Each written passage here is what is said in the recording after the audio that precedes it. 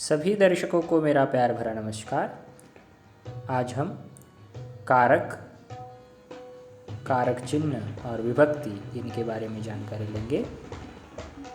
उससे पहले मैं आपको कहना चाहूँगा कि इस चैनल को सब्सक्राइब करिए, वीडियो को लाइक करिए और शेयर करिए। तो चलिए देखते हैं कारक क्या है। वाक्य में जो शब्द संज्ञा या सर्वनाम का संबंध क्रिया के साथ दर्शाते हैं वे कारक कहलाते हैं। उस संबंध को व्यक्त करने वाले चिन्ह या प्रत्यय कारक चिन्ह या विभक्ति प्रत्यय कहलाते हैं। यहाँ पर कारक चिन्ह, विभक्ति और कारक यह दिए हैं। कर्ता ने प्रथमा विभक्ति, कर्म को द्वितीया विभक्ति, करण से के द्वारा तृतीया विभक्ति, संप्रदान के लिए चतुर्थी विभक्ति, अपादान से अलग होना पंचमी विभक्ति, संबंध का के की षष्ठी विभक्ति, अधिकरण में पर सप्तमी विभक्ति, संबोधन हे अरे। यहाँ पर केवल अधिकरण तक ही मैंने कारक चिन्ह दिए हैं, संबोधन का समावेश नहीं किया है। अब हम देखेंगे कारक चिन्ह, विभक्ति, इनका प्रयोग वाक्य में किस प्रकार होता है और इसका अर्थ कैसा होता है, यह हम उदाहरणों के आधार पर अभी देखेंगे। कर्ता कारक।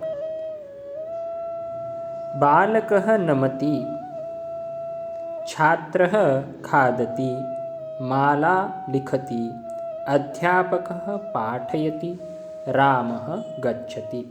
इन वाक्यों में कर्ता जो है वाक्य में यह प्रथमा विभक्ति में है, इसीलिए बालकः नमति बालक शब्द की प्रथमा विभक्ति की है। इसी प्रकार से छात्रः खादति, छात्रः यह प्रथमा विभक्ति है। माला लिखति, इस वाक्य में माला प्रथमा विभक्ति है।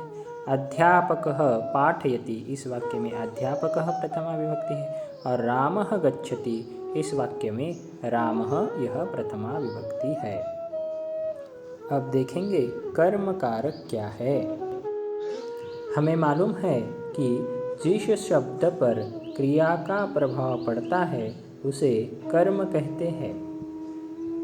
जैसे कि अध्यापकः पाठं पाठयति, इस वाक्य में पाठं पाठयति, पाठं यह जो है द्वितीया विभक्ति है। यहाँ पर अध्यापक क्या पढ़ाते हैं, तो पाठं पाठ पढ़ाते हैं।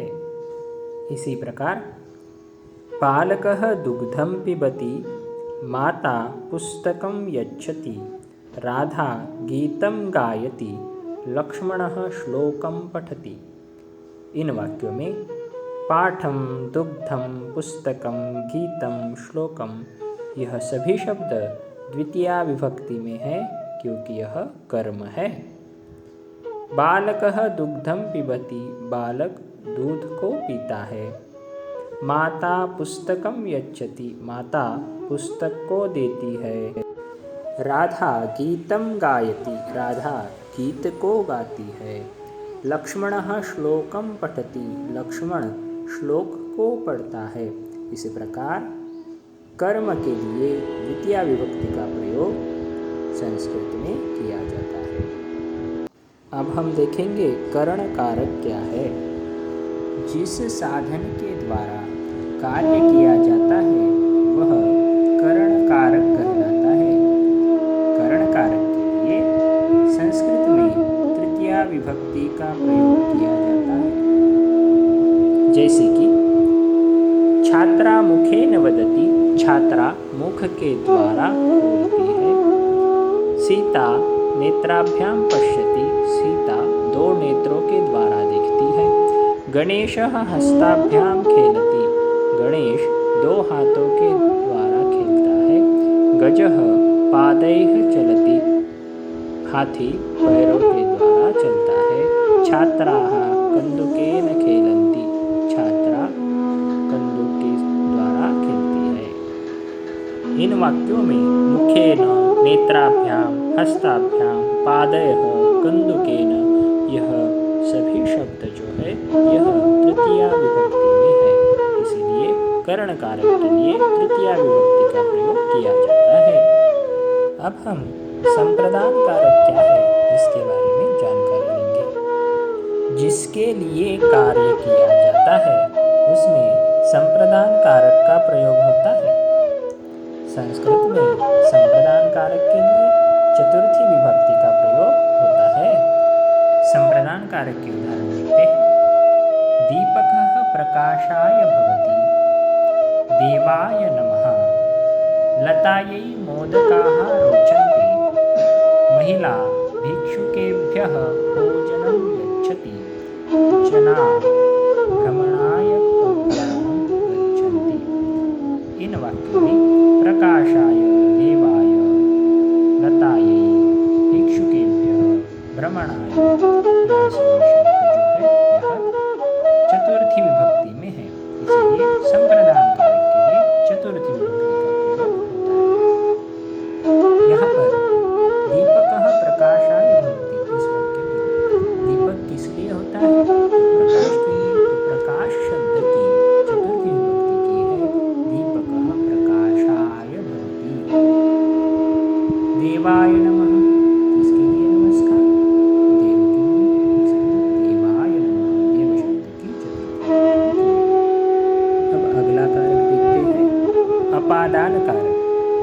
किसी वस्तु से अलग होने या डरने के अर्थ में अपादान कारक का प्रयोग होता है। संस्कृत में अपादान कारक के लिए पंचमी विभक्ति का प्रयोग होता है। उदाहरण देते हैं। वृक्षात् फलं पतति, पाठशालायाः बहिः वृक्षाः सन्ति, अहं विद्यालयात् आगच्छामि, जनाः वानरात् भीताः सन्ति, पर्वतात् नदी वहति। इन वाक्यों में वृक्षात् फलं पतति तो फल जो है वह वृक्ष से अलग होकर नीचे गिरता है, इसलिए वृक्ष शब्द की पंचमी की है वृक्षात्। अब शालायाः बहिः वृक्षाः सन्ति इस वाक्य में शालायाः यह जो है पंचमी। अहम विद्यालयात् आगच्छामि, विद्यालय यहाँ पर है तो विद्यालय शब्द की पंचमी की विद्यालयात्। अब हमने कहा था डरने के अर्थ में भी पंचमी होती है। जनाः वानराद् भीताः सन्ति इस वाक्य में लोग वानर से डरते हैं तो वानर शब्द की पंचमी की है वानरात्। पर्वतात् नदी वहति इस वाक्य में पर्वतात् यह पंचमी है। अब हम देखेंगे संबंध कारक क्या है। किसी का किसी से संबंध बताने के लिए संबंध कारक का प्रयोग होता है। संस्कृत में संबंध कारक के लिए षष्ठी विभक्ति का प्रयोग किया जाता है। अब उदाहरण देखते हैं। बालकस्य नाम रामः, बालक का नाम राम है। गृहस्य समीपे उद्यानम अस्ति, घर के पास उद्यान है। गंगायाः जलम शीतलम अस्ति, गंगा का जल जो है वह शीतल है। कोकिलस्य स्वरः मधुरः भवति, कोकिला का स्वर जो है वह मधुर होता है। लतायाः उपरि पुष्पाणि सन्ति, लता के ऊपर पुष्प होते हैं। इसी प्रकार यहाँ पर संबंध कारक के लिए षष्ठी विभक्ति का प्रयोग वाक्य में किया जाता है। अब अधिकरण कारक के बारे में जानकारी लेंगे। कार्य जिस स्थान पर या में पूरा हो उस स्थान को बताने वाले शब्द में अधिकरण कारक का प्रयोग होता है। अधिकरण कारक के लिए सप्तमी विभक्ति का प्रयोग होता है। यहाँ पर उदाहरण दिए हैं।